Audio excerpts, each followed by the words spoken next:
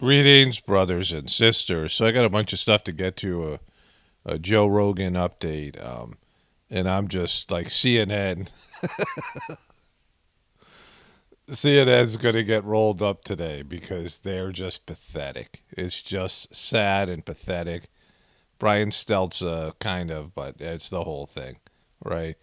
They're just so, like, it's pathetic over there. Like, it's just so sad at CNN. They just suck so bad. So I'm going to get into that with Joe Rogan stuff. And a little bit of a Kanye update. Kanye's, he goes through these phases. I'll talk about that. One of my viewers sent me this on Instagram. This is Bob Saget's widow, the woman who, immediately, 10 days after he was dead, started making TV appearances because she has a little bit of hilaria. She has a little bit of hilaria in her, right? Because she wants to be a celebrity herself. But here she is holding up the devil's horns. Here's a better picture of this. This is her, some kind of tattoo here, which I don't, I'm only going to spend so much time on this. But she's got the skull shirt on. Hi there, I'm Kelly, and I like to rock out. And she's got the devil. She's got the devil horns up here. And so this is from 2019. It's got the devil's horns there. She's got this YouTube channel that has very few views, 2,700. A lot of these things are under 1,000 views. But this is her Eat, Travel, Rock TV show, YouTube show. And, she's trying to be like a hilaria, right? She married a famous Hollywood sort of icon and was trying to milk that for some celebrity, which gets you a little bit of special treatment and gets you recognized, gets you in front of people, right? And people made a decision that they didn't want to see any more from Kelly and her devil's horns, right? They're not really into Kelly Rizzo, and she has, being married to a celebrity gets you a little bit more run and play so that you can launch a social media show, and hers sucks, and people voted no on it, right? But she still went on the Today Show and is trying to, be a celebrity. John Stamos also likes the devil's horns because he pretends he's a rocker too on Full House, but he often dresses up like the devil. This seems to be his go-to outfit. He's worn it a number of times. Here he is with, I don't know, is that Bob Saget or just somebody put him in there? But yeah, he likes the devil's horns. And then on Full House, when he was pretending to be a rocker, he has the devil's horns out as he's suspended over the stage. He's got his tongue out and the devil's horns here. And so this is something that was done on Full House regularly. Here's Dave Coulier rocking the devil's horns as well as he sings. The thing about this devil's horns, I was thinking about it. Remember this from Jack Black? Who wants to pray to the devil with me? Who's in? Woo! This is from the MTV Music Awards. Let me see those horns! Metal! And everyone's in the audience throwing up those devil's horns when he says, that this is praying to the devil. Dear Dark Lord Satan. And they're all giggling here. Hope everything's good with you. So everybody knows this. She certainly knows this because she's associating this with rock. She's not saying that she's a Texas Longhorn fan, right? But people know, especially in Hollywood, that this symbol means devil's horns, right? And it's been so accepted. Now think about this. Now, you could have any, in various cultures around the world, there is a negative entity attributed to evil, right? And it could be like on another planet. Doesn't really matter. So there is this idea of God. It goes from culture to culture, from religion to religion. And there is often associated with that is some sort of dark anti-God, right? Somebody who is the opposite, who's gone against the divine will. Demonic, what we consider the devil here, right, in terms of the Christian culture in America and, Europe and these countries. But all across the globe, through these Aboriginal different cultures and different religions and over historic time periods, there is usually this idea of God and then some sort of negative entity, right? And the negative entity in America is so celebrated. The devil is in so many different movies, right? The devil is, sports teams are the devils, right? The Blue Devils and the New Jersey Devils, and we see it over and over again. And then there is this way of saluting the devil, which, there's more of this than there is. You'll see more of the devil's horns than you see prayer hands or, any kind of way of expressing, gratitude towards God, right? Devil's horns is far more prominent. And when people get like selfies and do things like this woman's doing, they hold up devil's horns far more than they do something that acknowledges God, right? More often you'll see a symbol that represents something anti-God, and it's just accepted. Like, this is no big deal. Like, most people won't care about this. Most people are like, all right, well, she's throwing up the devil's horns. No biggie. And, whatever it means, whatever the devil actually is, whatever this is on a any sort of spiritual level, it's effed up, right? It's effed up that the devil is more talked about and is more of a character in TV shows and movies and is more out there, and people think about the devil in various ways more than God, right? That's where our culture is right now. So I'm in the editing process, and I just wanted to, add this because, people who are religious or people who are atheistic or people, whatever your point of view, people think they know about spiritual stuff in a material way. Spirituality and anything to do with God happens on an etheric level, on a subtle level. Your subtle bodies, your soul, and the etheric universe, which is much more subtle than our three-dimensional material universe, right? And so we only know so much about God. Like, we can only, through meditation, through connecting to God, having spiritual experiences, it's limited. And it's limited to one's capacity to get closer and closer to the divine. And so it's a mystery, right? Spirituality is a mystery. And so you might be an atheist. You might be somebody who doesn't think there's God, but you don't know, right? Just like religious people or spiritual people, they believe in God. We believe in God. But we don't know, you can't know God. I've talked about that with your mind. Your mind isn't an instrument for knowing God because God is too vast and too subtle. Your mind is a more blunt, gross instrument, thinking, and it's about, your brain is a material world thing. But your heart can feel God. You can feel love. And that's, when you feel love, that's God. And it's not something you can think about or understand, but you can feel it. You can feel God's presence. Like the transmission that's given the heartfulness system is God's love. So you can feel God through that process. But it's an abstract thing. But to people who don't believe in it, like go back to that, that Jack Black saying to the audience at MTV Music Awards, let's pray to Satan, let's pray to the devil, or whatever he said, right? And then, they throw up their devil's horns.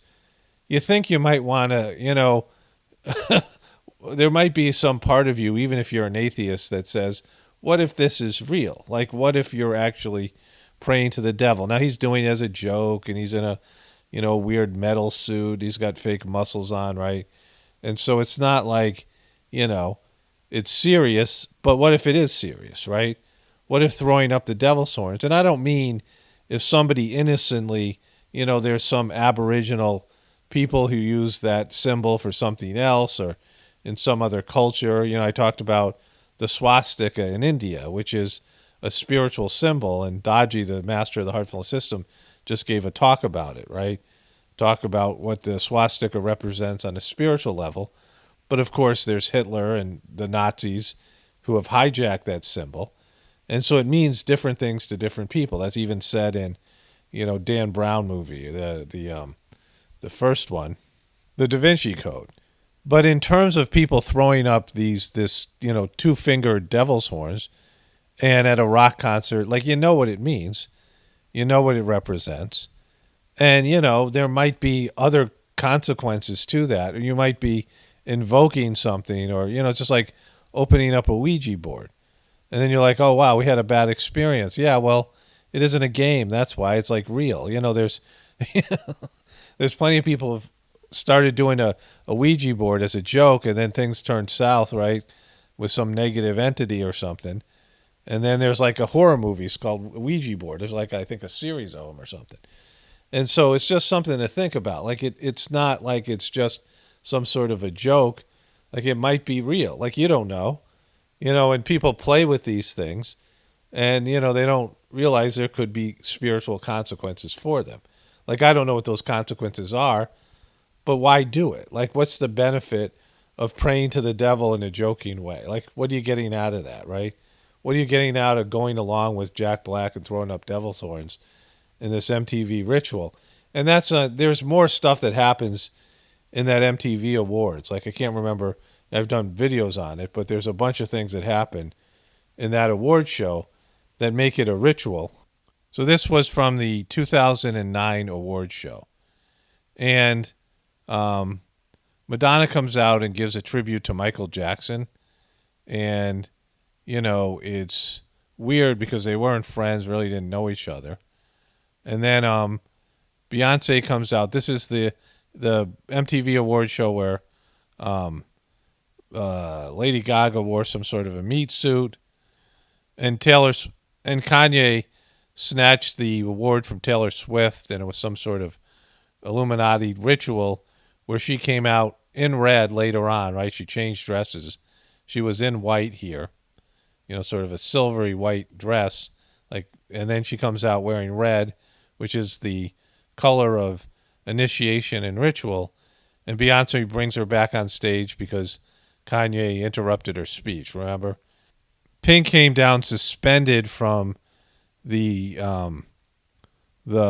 ceiling, and she has, a tattoo over on her side of her chest there, and there is a Freemasonic floor, and she's blindfolded, right?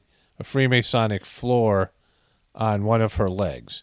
So this is something that Vigilant Citizen did years ago on this thing, right? There's a Madonna thing. There's the Taylor Swift and Kanye thing, and there's the Jack Black and the Devil's Horns, and then this is Lady Gaga. She performs hanging from the ceiling, and all this, that she comes out. If there's blood in this thing, that she bleeds. There's blood all over her white outfit, and then Pink comes in with this Freemasonic initiation. This is what the plebes, the guys coming into Freemasonry, wear. They're missing a leg here, right? Their chest is bare, and they're blindfolded, and then Pink has the same thing. So this was a part of a whole initiation and ritual that involved Taylor Swift, who came out with the red outfit at the end, right? And she had been led into the beastly order, right? So this wasn't some little joke that Jack Black was, saying here, right? This was something that, involved a whole ritualistic display in 2009. These were the events in the award show that were all planned out and all staged. And there was humiliation, which is a part of a Freemasonic ritual when Kanye took the mic, snatched the mic from Taylor Swift and all those other things. I mean, they packed a lot of weird stuff into that show. And when Lady Gaga was doing her performance and she was suspended, there was a couple of people who were suspended again. The ceiling stuff, right, that I covered in my other video with American Beauty on my other channel. I mean, suspended from the ceiling and things like that. And, one commenter said that abuse victims will often, disassociate and see themselves on the ceiling. It's like they're, and of course, being inverted and all the rest of it. So there's a lot going on here, right? And you might want to say, hey, maybe there's going to be some negative things about throwing up the devil's horns. Just throwing it out there. Like possibly, this might be real. Even if you don't believe in it, like even if you don't, you don't understand it or you don't know, well then why do it? Like what's the benefit of doing it? And they're doing it over and over again. It's become normal. Like no one's going to flip out other than people in the truth community about Bob Saget's widow throwing up the devil's horns and claiming she's a rocker because that's just considered normal behavior. But, what if there's something more to it, right? There could be, right? Like, there might be something more to it. So Kanye West deletes all of his Instagram posts about Kim Kardashian and their kids. And what happened was, here's the deleted posts. He's got this happening here. Must be February 22nd, 2022. He was releasing an album or something like this. But before he deleted it, Kanye West claims Kim Kardashian accused him of putting a hit out on her. Yesterday, remember he said that Jay-Z had killers. That was great. Yesterday, Kim accused me of putting a hit out on her. So let me get this straight. I beg you to go to my daughter's party, and I'm accused of being on drugs. And then I go play with my son, and I take my Akara graphic novels, and I'm accused of stealing. These ideas could actually get someone locked up, right? They play like that with black men's lives, whether it's getting them free or getting them locked up. I'm not playing about my black children anymore.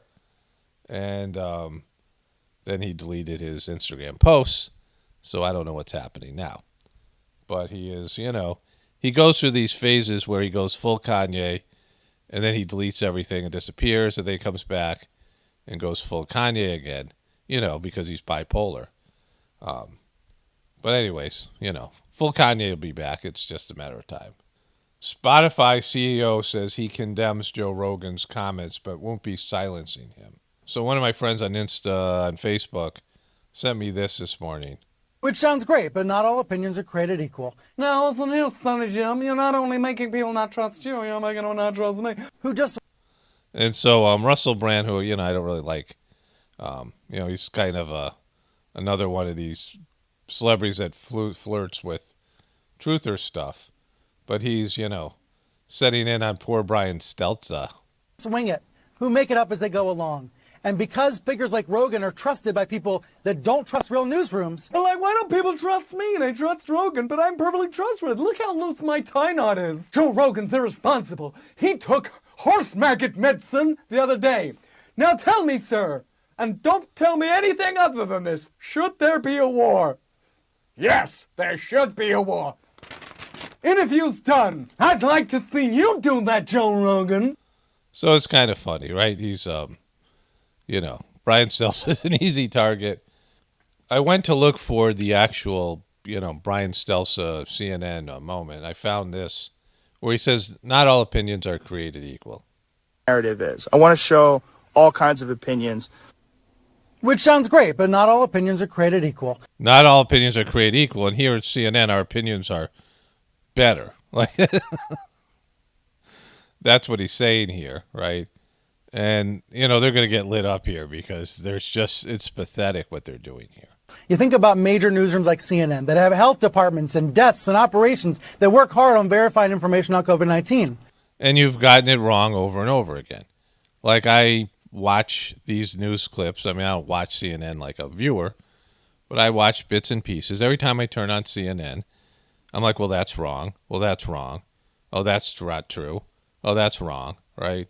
And then when they make predictions, I'm like, all right, let's wait a month. Oh, yeah, that's wrong. That's wrong. Let's wait a year. Oh, that's wrong. That's wrong. Like, they get it wrong all the time. They're wrong, and they're, they're great at being wrong, right? And he's saying that their opinions are based in experts and people in the medical field. I mean, he's talking about COVID here, but I'm talking about CNN all across the board. They're on the wrong side of things. I mean, on every possible level. Certainly, they go against the divine will, unless the divine will is put out as many lies as possible and suck at your job, then sure, they're great at that, right? Then they're doing God's work. And then you have talk show stars like Joe Rogan who just wing it, who make it up as they go along. And that's what Chris Cuomo's Chris Cuomo's doing that with his brother, certainly, but just in general.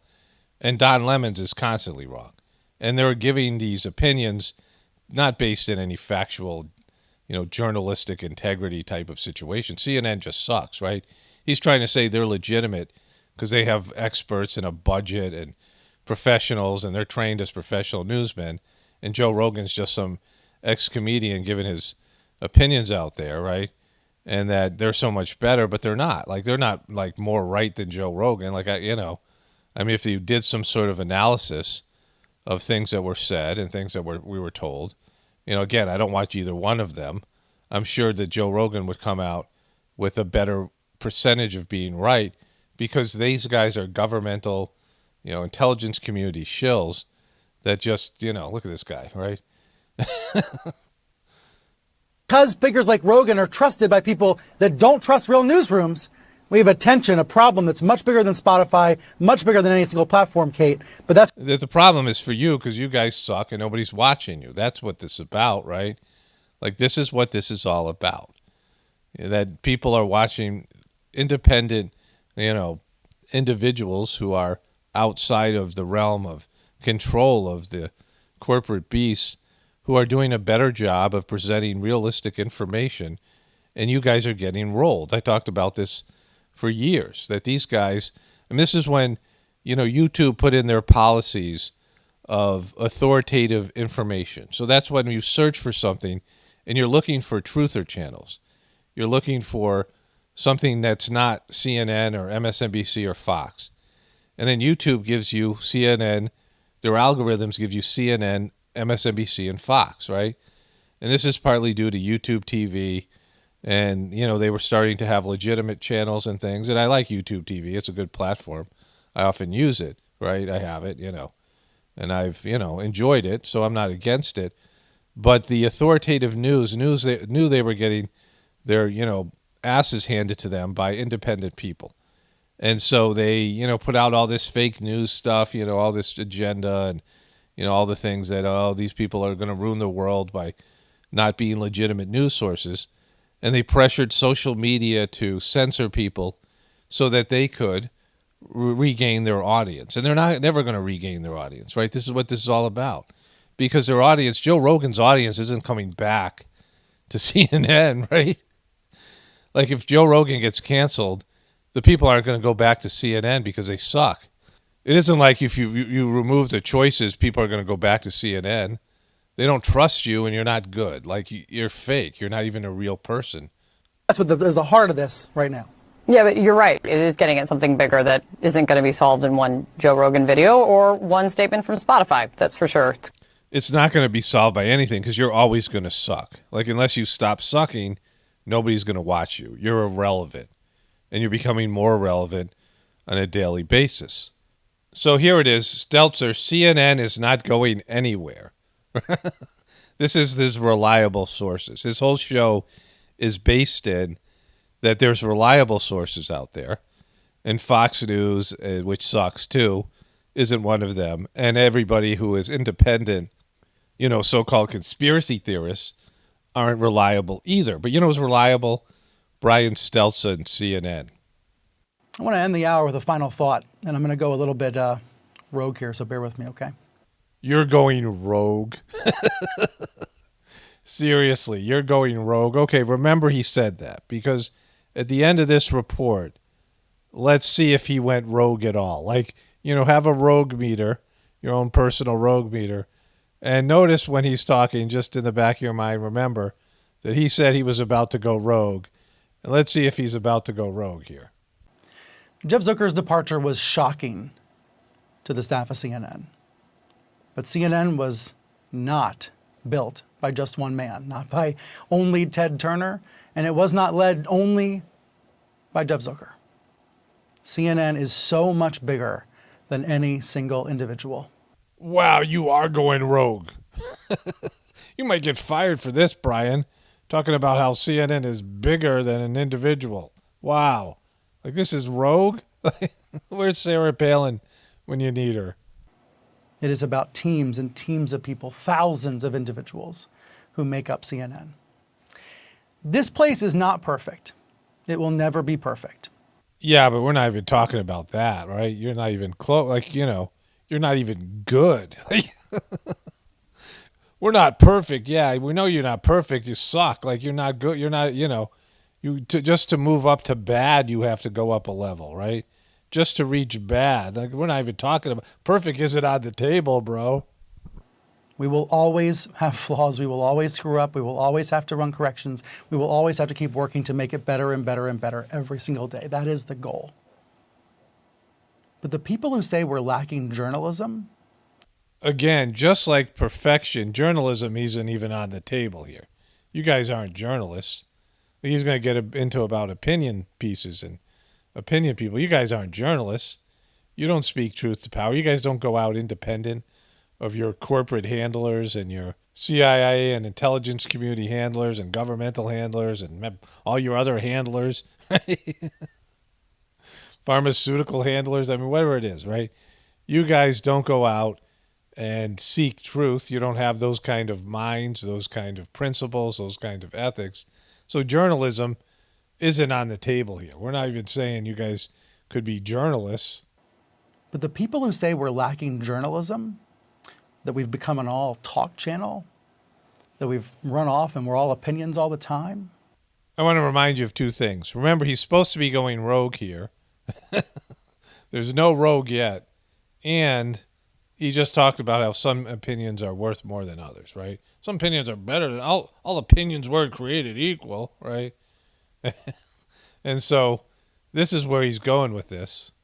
That Jeff Zucker led us astray. Those people aren't watching CNN. That's for sure, because nobody is. No, you just made yourself into a meme. Those people are not watching CNN, other than, elderly people who are used to news and people who are, double-digit IQs and somehow lost the remote and don't know how to change the channel, and people stuck at the airport who, are bored out of their minds. So they look up at the TV screen. They have to watch whatever's there, and it's on CNN. And everyone else, you guys aren't watching CNN. Those people aren't watching CNN. Those people aren't watching CNN. Those people aren't watching CNN. They're not watching CNN. They're watching complaints about CNN on other channels that don't know what they're talking about. And that's our trademark. Like CNN, we trademarked not knowing what we're talking about. That's the truth. Let's put the map up on screen of bureaus around the world. CNN has more bureaus around the world than almost any other news organization on the planet. That map covers the world. Why did you... That map covers the world. He's definitely going rogue here. He's talking about maps and things. London and Moscow and Hong Kong and Beijing and Nairobi and all the rest. That's why one of the network's slogans is "Go there." And suck. You forgot the suck part. Go there and suck. See, it doesn't matter. Sure, you can go there, but you're still going to suck. Like CNN's going to suck in every country. It's not like, it's a location problem. It's not like your suckiness is based in an American location. On the day Jeff Zucker resigned, CNN aired more than 135 reporter hits, 135 reporters in the U.S. and around the world. I'm talking about dozens of live shots. Yeah, but see, that doesn't mean it's truthful, right? He's saying that opinion pieces versus reports, but the reporters are still, they have the same handlers. They have the same point of view. They have the same influence. They have the same people telling them what they're supposed to say. They have the same constraints. They have the same inability to, have journalistic integrity and, find the truth, even if it goes against your corporate interests or your governmental interests or your handlers, right? And so the reporters are going to be just like the opinion pieces. They're going to be scripted, and they're going to come up with a similar point of view, right? It's just like he's making it sound like having a bunch of reporters in the field makes them good. It doesn't. Like, you suck. Like, no one's watching you because you suck. It isn't because of, people's opinion of you or misinformation. It's your suckiness that makes you suck. From international correspondents in just one day. On the day Jeff Zucker resigned, CNN published more than 215 stories on the website, nearly 90 original videos. That's a hell of a lot of news. The operative word is hell here, right? Because again, nobody's questioning that you're putting out a lot of content. Nobody's saying you guys aren't, don't have locations all around the world. Reporters, you don't have a big staff and a big budget, and you guys aren't putting out enough content. No one's complaining about the amount of content you're putting out. It's not the quantity, it's the quality, right? It's all sucky. Like, there isn't anything good about CNN. There isn't something that's like, oh, wow, that was some great piece of news. I've not seen something good on CNN in all the years I've been covering them. I don't remember the last time I watched something on CNN, like years and years ago, where I said, wow, that was good. Like, and I'm not saying that because I'm looking for it to suck. I mean, I expect that you're going to suck. But if you did something good, I would acknowledge it. I'm not like one of those people that's going to say, oh, wow, CNN never did anything good, right? Like, if they did something good, I'd say, hey, that was a pretty good thing I saw on CNN. But I've never seen that. Like, I haven't seen that in years. I don't know if I've ever seen that. It's a hell of a lot of journalism. Do some of the anchors say provocative things? Yes. Do some of those clips get played over and over again on other channels and mislead people about what CNN actually is? Yes. CNN is the reporters and the producers and the production assistants and the writers and the editors and the technical directors. CNN is the executives and it's the interns and everybody in between who keeps this place running 24/7. So when something horrible happens in the world or when something wonderful happens in the world, you know where to turn. Who knows where to turn? I mean, your minimal audience, like, nobody watches you. Like, be honest, right? You say it all the time. This is what this is all about, that no one's watching you. Those people aren't watching CNN. Aside from Jeff Zucker getting fired or whatever you called him, right?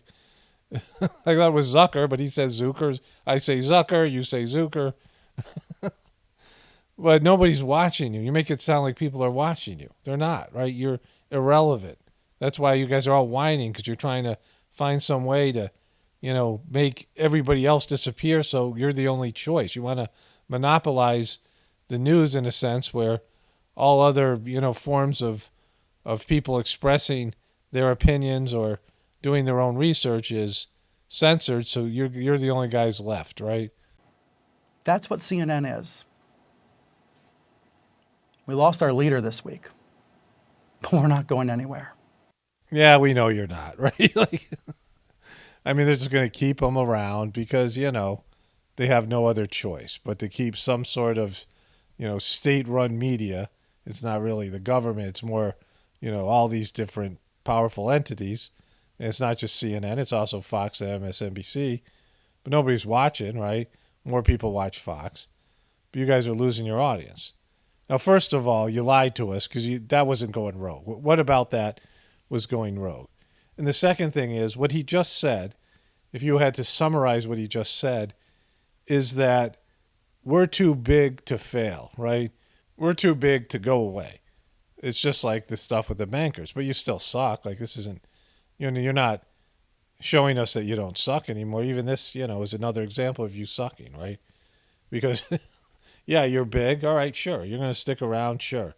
But you're not going to stop sucking. I mean, what we're talking about is you guys sucking. That's the, bottom line here. And you're going to suck, and you're going to suck in a big way because you're big and you suck, and you don't know what going rogue is. I'm going rogue here. And I'm going to go a little bit rogue here, so bear with me, okay? Those people aren't watching CNN, but we're not going anywhere. That's what you just heard, right? We're going rogue. Nobody's watching CNN, but we're not going away, right? So, like, you could have just done those. Like, that's all we needed.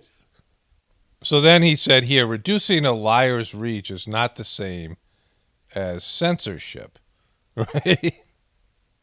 And so he's asking for censorship. This has to do with Joe Rogan. There is, up in the sky, information pollution. There's information pollution in the sky, Brian? I don't think you understand how the internet works, right? And the polluters are trying to deflect blame. Dishonest cries of censorship are filling Fox's airwaves with charges that these guys right here are being suppressed. The word censorship's been invoked almost 400 times on Fox this month alone, and more than 300 times on Newsmax. Now, Fox News sucks, right? It sucks maybe as bad, maybe a little bit less, maybe a little bit more than CNN, who knows, right? I mean, CNN is much more easy to poke fun of, but Fox News is a joke as well.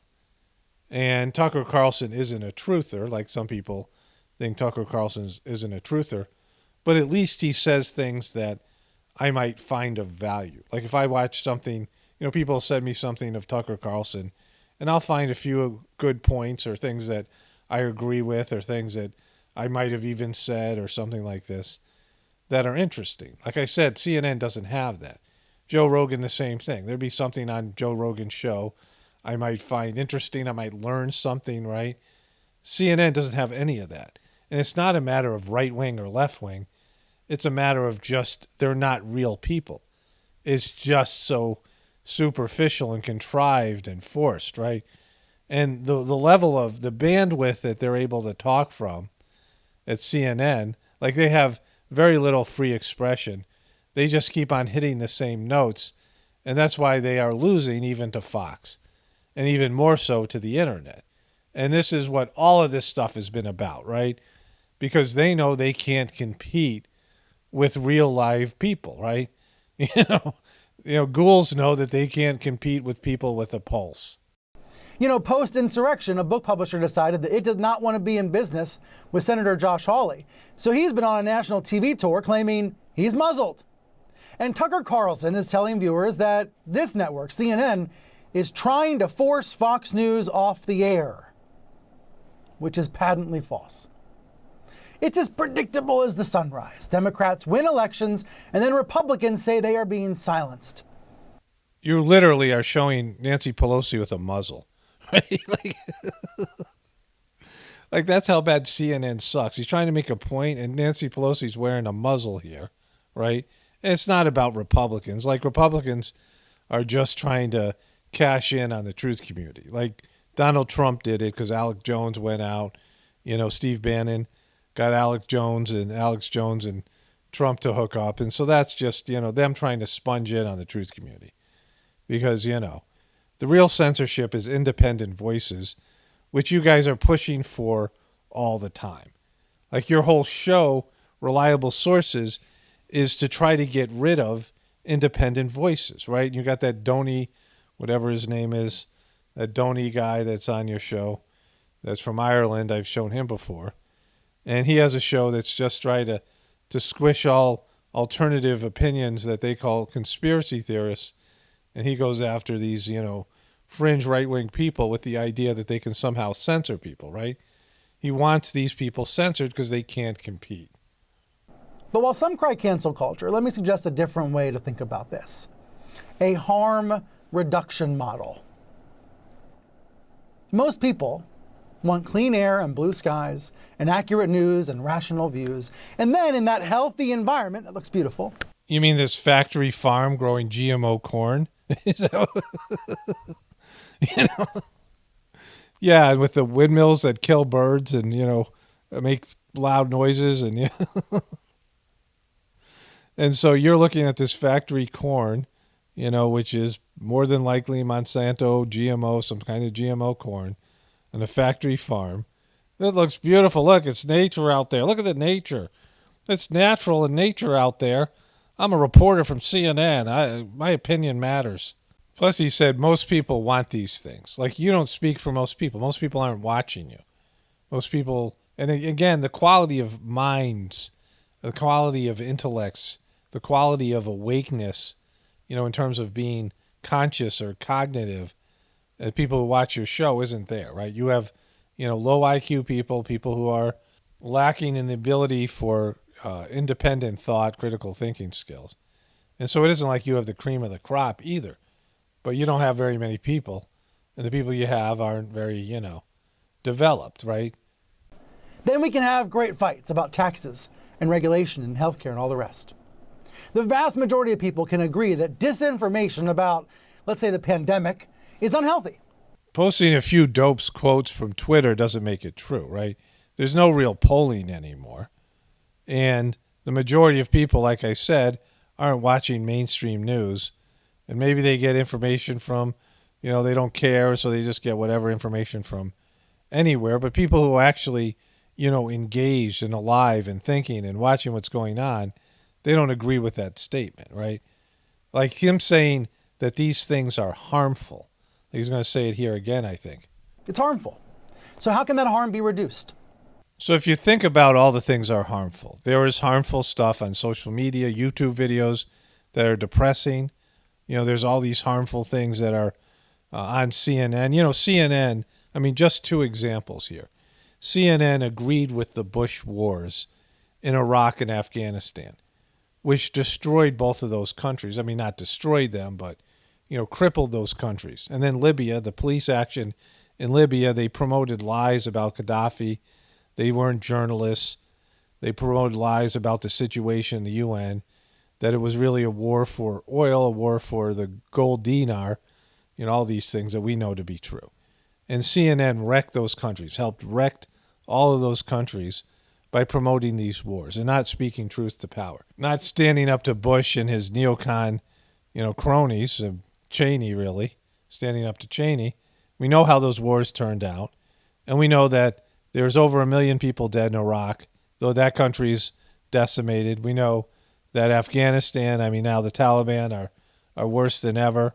We know that there are American soldiers who died. We know that there was money wasted. We know that Libya is a complete mess, like even worse in many ways in these other countries. We know Gaddafi was actually a good leader and loved by his country for the most part, more popular. And CNN didn't report on any of that. Like, they backed the official story.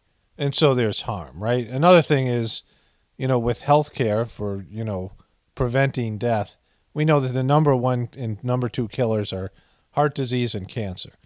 And most of that has to do with food, right? Most of that has to do with, the type of foods people eat and the way that food is prepared and all these kind of processed foods and, all these fast food restaurants and things. And they do nothing to prevent those things from happening. They allow people to choose that. You're not getting rid of choices, right? He's not saying let's limit the amount of choices people have with regard to food or even to cigarettes. They put warning on cigarettes, but they still allow people to smoke them. We know what smoking does. We know what carcinogenic foods do, carcinogens, things that cause cancer.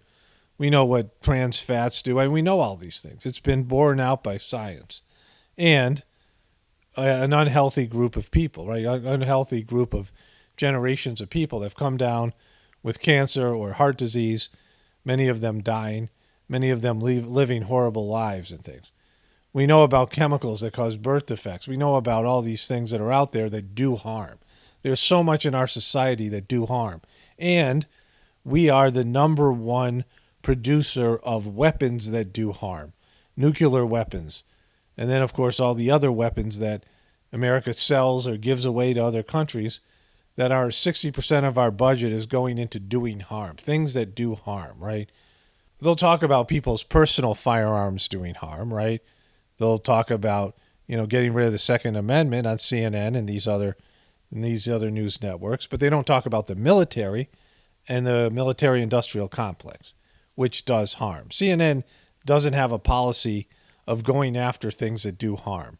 Corporate things that do harm, chemicals that do harm, militaries that do harm, right?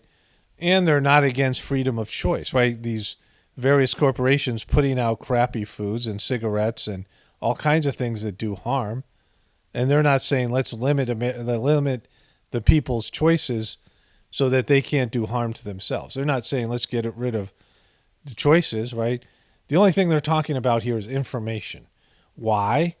Because CNN is limited in the information they can give you. They're fake. They don't act like real people.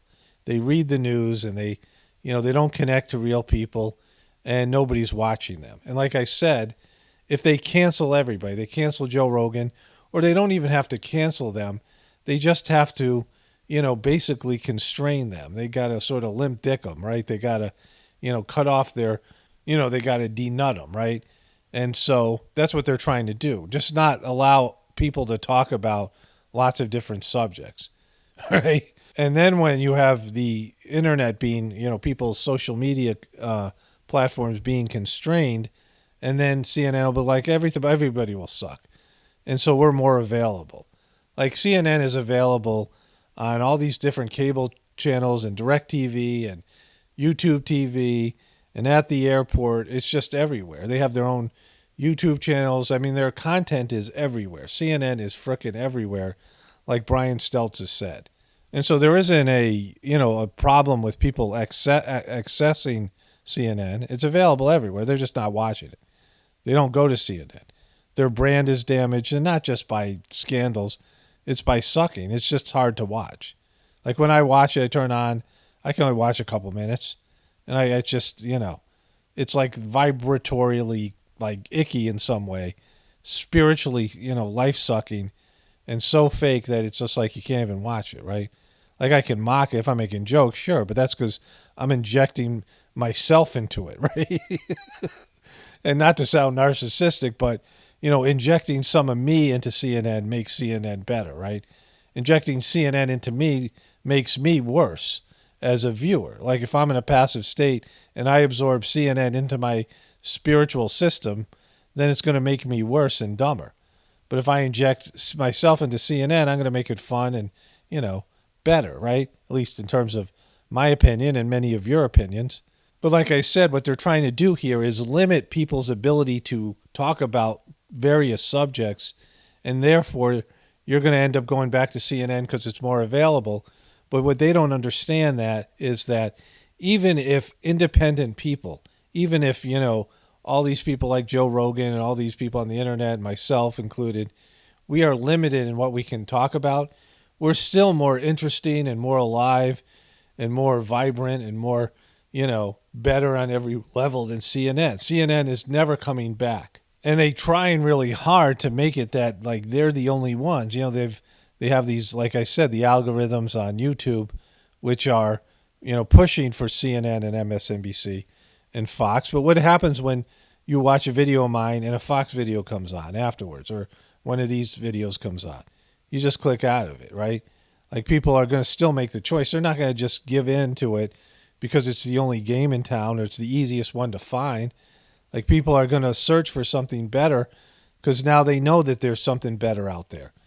And so CNN, it just sucks so bad, right? Like it's just like there's no redeeming it. They think like, oh, wow, if we get rid of everybody else or we silence them, they'll come back to us. No, they're not coming back to you.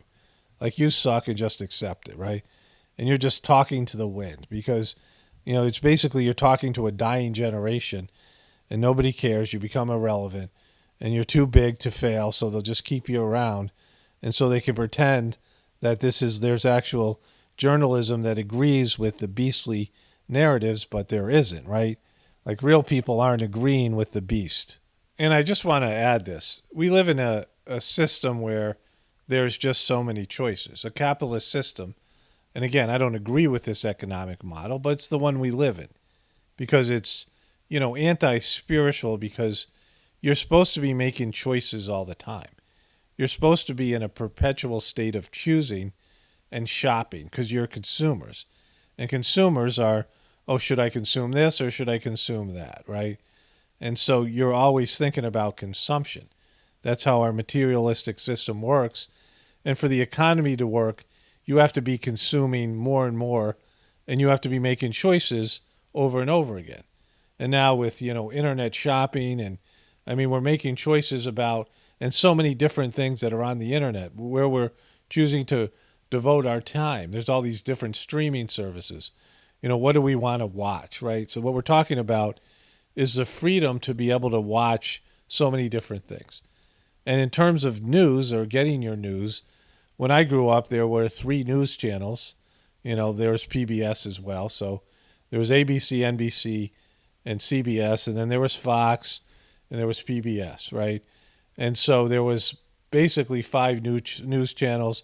Then there was cable, and there was cable news, and there was more different kind of news. Then the internet came along, and it just opened up all kinds of possibilities of where we get our information. And it was fine, right? Because choice was a good thing. And after a while, it became clear to CNN and MSNBC and Fox that they could not compete. They could not compete with individual people or, whatever it was, independent voices on the internet who are doing analysis and opinions or even making the news fun or whatever it is. Like mine is a comedy channel.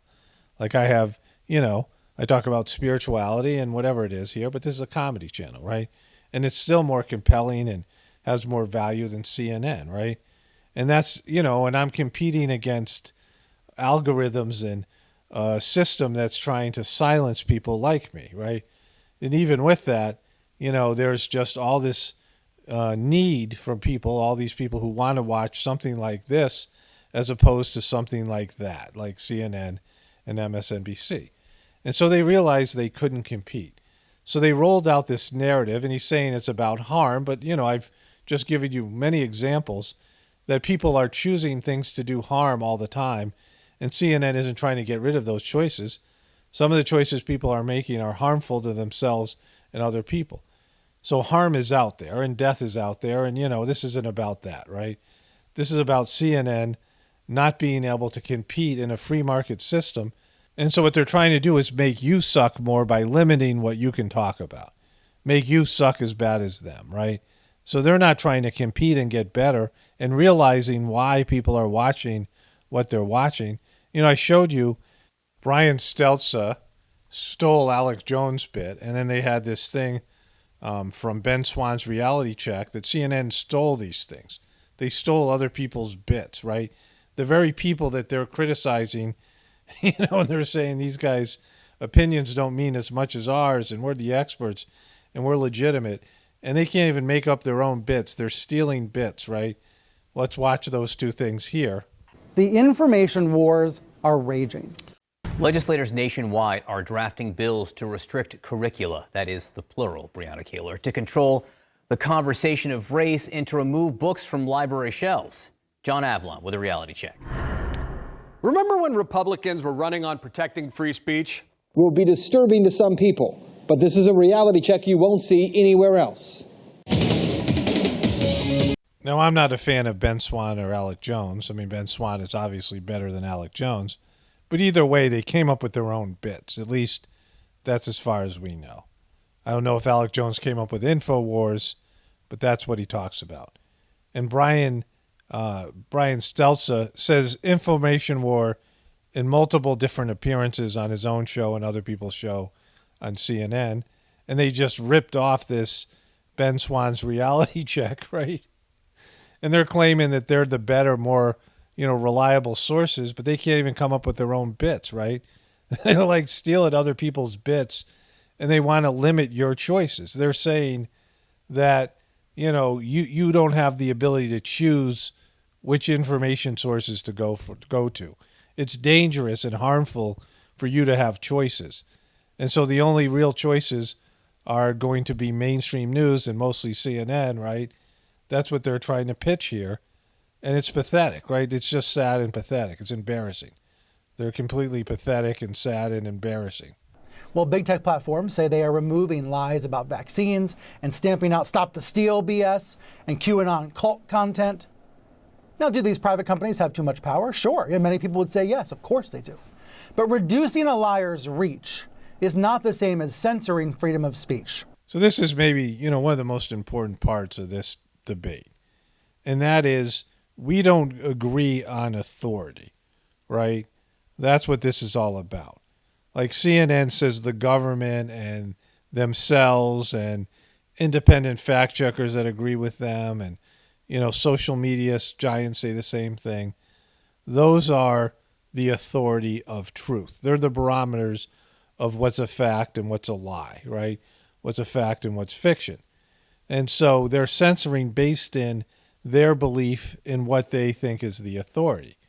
But we don't agree on the same authority, right?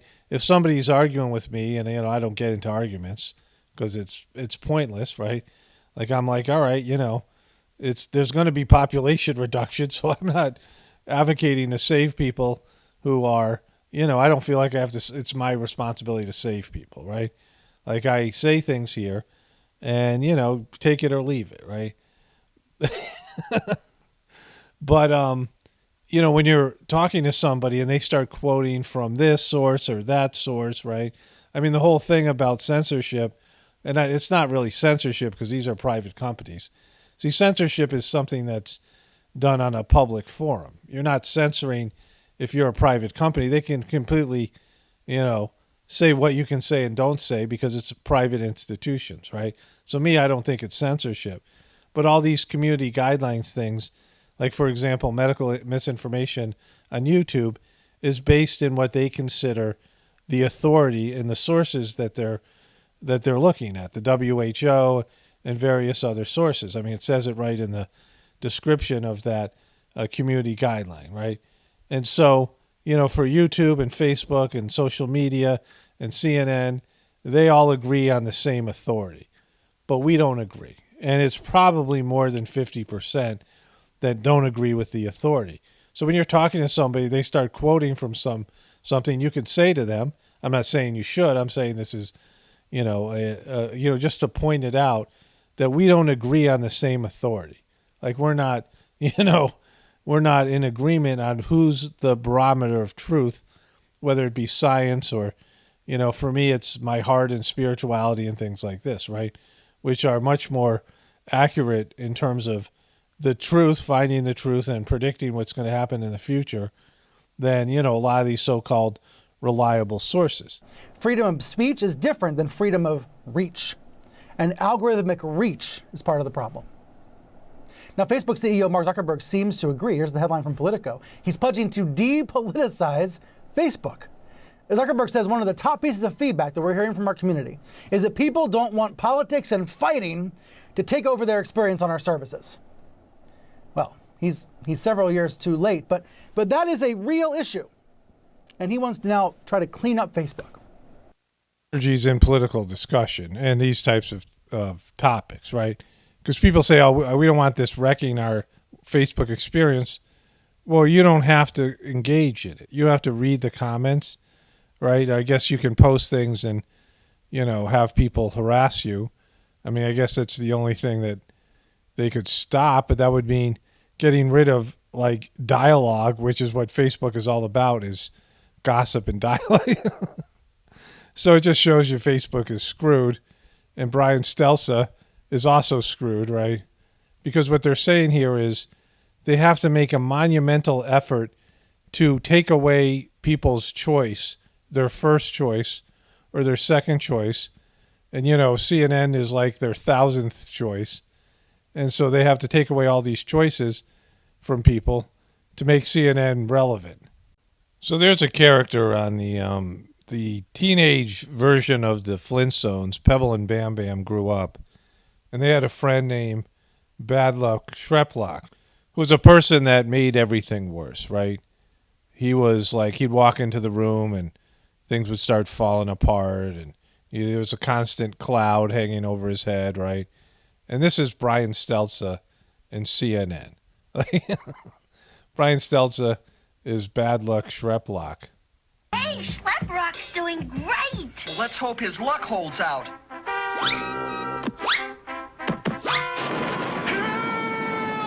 Oh, wowsy, wowsy, whoa, whoa! So that was his signature line, wowsy, wowsy, woo-woo, right? Would have helped if he could see. He's blind like the people at CNN and Brian Stelza. Here, Schleprock, let's see what this does for you. So everything he touches turns to crap, right? Very much like CNN and particularly Brian Stelza. Is not aimed at stopping social media, stamping it out. It's about making the platform actually more social, helping friendships, not ruining them. And most of the criticism of Fox News is not aimed at shutting it down, which will never happen anyway. It's about making Fox better, putting the news back in Fox News. They keep going the other way. If Fox is going to keep transitioning into the 24/7 Tucker channel, then maybe it belongs next to Sci-Fi on your channel lineup, not MSNBC. These need to be nuanced conversations, not edicts, not orders. This is complicated, but harm reduction is possible. Harm reduction is possible by adding more news and less opinion to the content. Harm reduction is possible by pushing some of the QAnon craziness out of your newsfeed on Facebook. This is not ultimately about freedom of speech. It's about freedom of reach. First of all, I have no QB content on my Facebook feed or anywhere else, right? I barely ever get a QB comment on YouTube. The QBs are more or less disappeared. Like I've banned a bunch of them But most of them realize they got completely played, And so there's that. But aside from that, this is about you guys not being able to compete. Come on, just stop with all this, harm reduction, this new talking point. Harm reduction. There's too much harm. And the only way that they can win in this thing is to get other powerful entities to get rid of their competition. That's just that simple. And, wowsy, woo-woo, Brian. And so here's more CNN people. This is, they're fighting for their lives here, right? All of them, because it sucks over there. Look at this sad sack MNFer right here. Come on, bro, it's okay. Your network is tanking. Your worldview is collapsing. It's just the apocalypse, buddy. Don't cry. Come on, bro. It's okay. Don't cry, brother. Don't cry. Joe Rogan has responded to the backlash he has received over the spread of COVID misinformation on his podcast. If there's anything that I've done that I could do better is have more experts with differing opinions. More experts. He needs some more experts. Right after I have the controversial ones. My pledge to you is that I will do my best to try to balance out these more controversial viewpoints with other people's perspectives so we can maybe find... Sounds really sucky, Joe. It sounds like you're just, you're going to make your show a lot worse. ...find a better point of view. I don't want to just show... there isn't enough... I mean, think about this. There isn't enough of that point of view out there. I mean, think about how all the news media and all the celebrity culture and all the things that are recognized as legitimate are saying one thing, right? And they are pressuring social media to stop people saying anything else, right? And Joe Rogan is one of the few places that's kind of legitimate because he's, a celebrity and he's, got a big platform. It's one of the few places, and he's a disinfo person as well, right? Horse stuff. I mean, what they call the horse stuff. I don't believe in it. Like from having COVID, I am very suspicious about that stuff, right? That he's peddling, and so I don't think Joe Rogan's giving accurate information. He's just not CNN, right? And he has some alternative opinions. But he's supposed to, he's saying he needs to balance his out and be more like authoritative news. And so think about that. They're doing everything in their power to disable people from expressing alternative opinions about COVID, specifically about COVID, but it's about all of these things. The censorship, and it's not like real censorship, like I said, because these are private institutions, but it is not cool, right?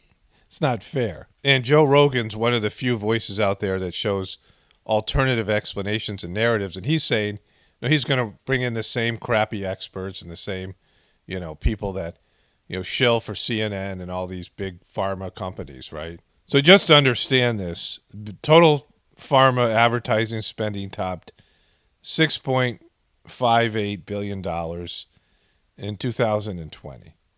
And so it's almost $6.6 billion. And in 2019, it was just slightly less, still over $6 billion. So big pharma advertises, including on CNN. Right here are some headlines. As Bernie predicted, pharma, bio, and big pharma aired ads during debate program, right, where he was advocating to reduce costs, pharmaceutical costs, and they aired their, crappy ads during the programming. Even CNN, Big Pharma spends record millions on lobbying amid pressure to lower drug prices. The other thing is they spend a lot of money on lobbying. And so they own politicians and they own news networks, right? They are, they are sponsoring all of these various, these mainstream news sources. Brought to you by Pfizer, pharma giant spends more on ads, news, sponsorship than research.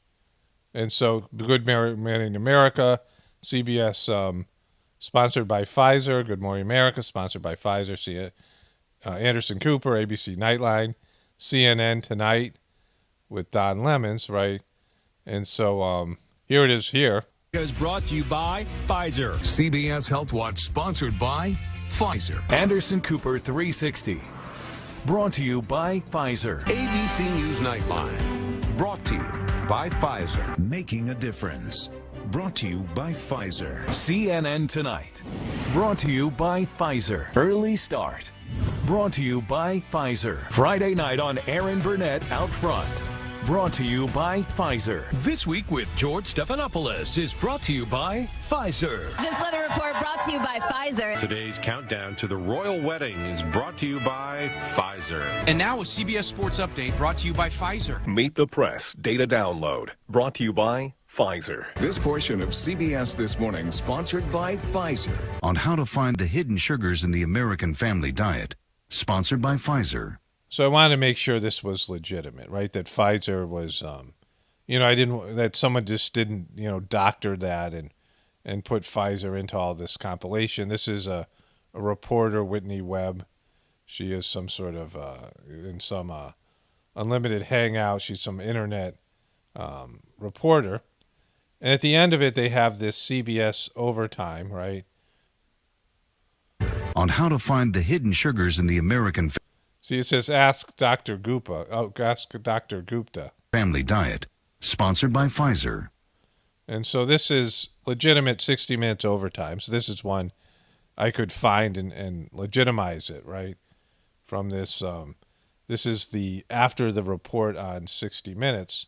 And here's the YouTube video. This just sounds featuring a younger Sanjay Gupta, right, on 60 Minutes. And then they get into, at the end of the show, they have this 60 Minutes overtime. Go to 60minutesovertime.com for Dr. Sanjay Gupta's take on how to find the hidden sugars in the American family diet. Sponsored by Pfizer. So I could at least find that one. I'm sure I could find some of the other ones. There's the Pfizer logo up top. But Pfizer is, according to this video, and we know they have a huge advertising budget, is sponsoring various news programs as well as, of course, politicians and all these other things, right? And so Pfizer needs CNN. I mean, Pfizer needs MSNBC and Fox, right? Because, these corporate giants buy influence. That's how they buy influence. And they can say, no, we're a legitimate news network. But, of course, if somebody's advertising with you, there's certain expectations. If people are giving you money, then they're going to want you not to criticize them and attack them and do research on them. And so there's that, right? We know that's something that exists, not just with Big Pharma, but all these corporate giants and the military-industrial complex and the government and all these things, all these institutions that are tied together with the mainstream media. And so, yeah, you can say it's truthful, but how can it be truthful when you have all this bought and paid for influence across the board? The contrary opinion to what the narrative is. I want to show all kinds of opinions. This comes after several artists pulled their content from Spotify, prompting the platform to add a content advisory warning to any podcast that feature discussion about the pandemic.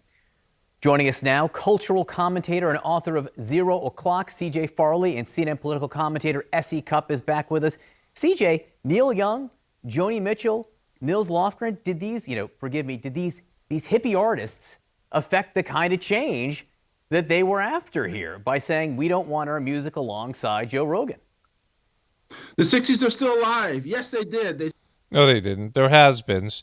And nobody who was relevant, who would lose money.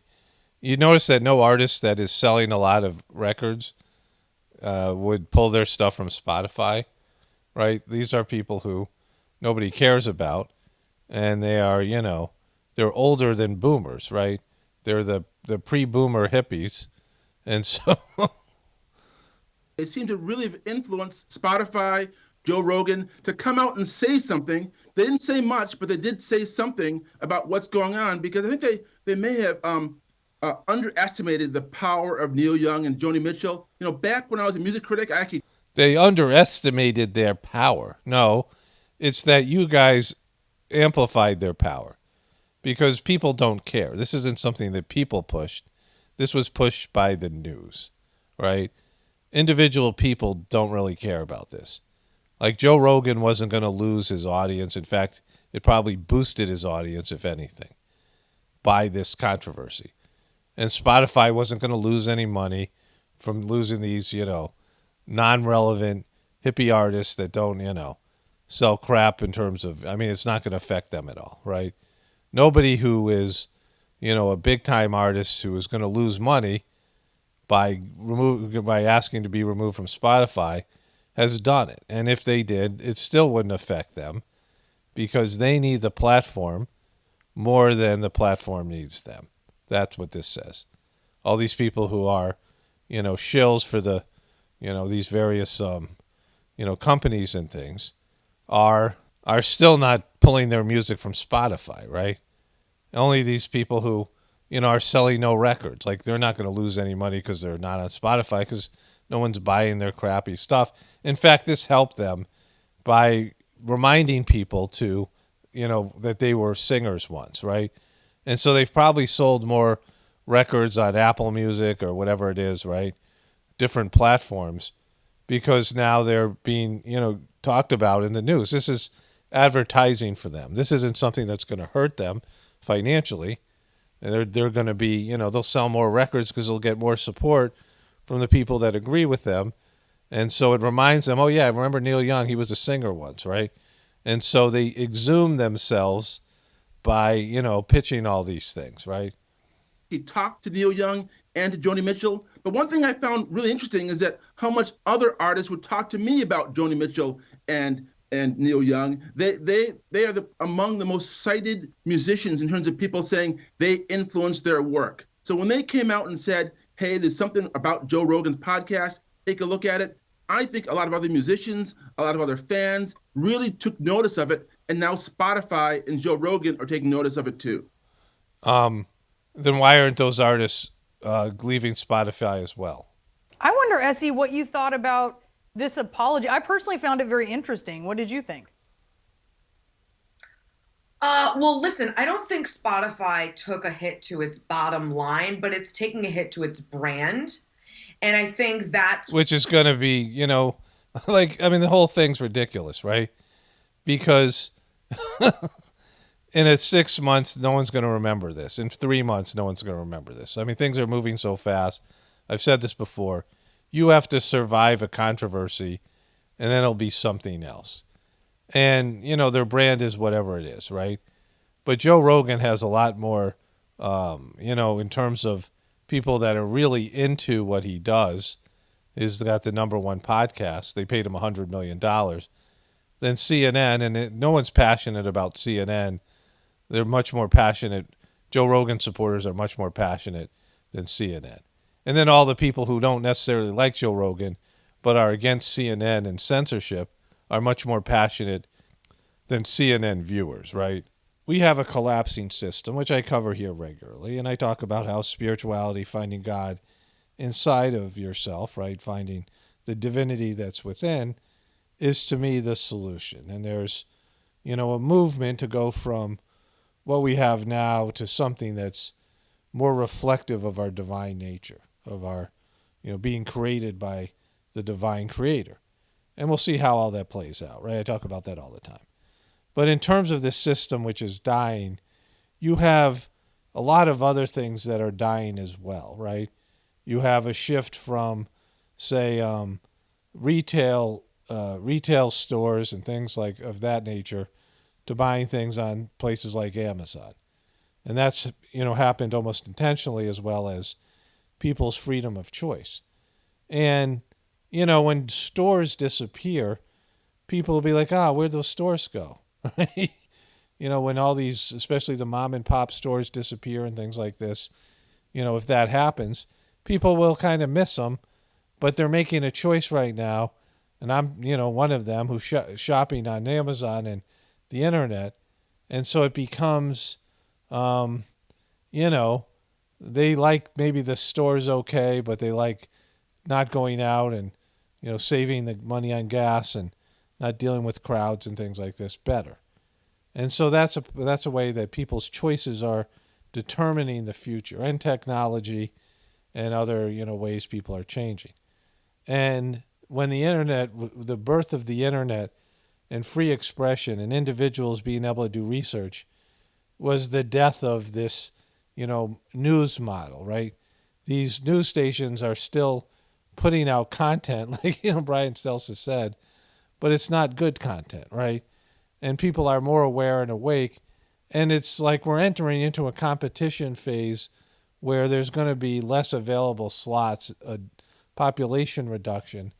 And, with that, who is going to win the competition? What people are going to win the competition?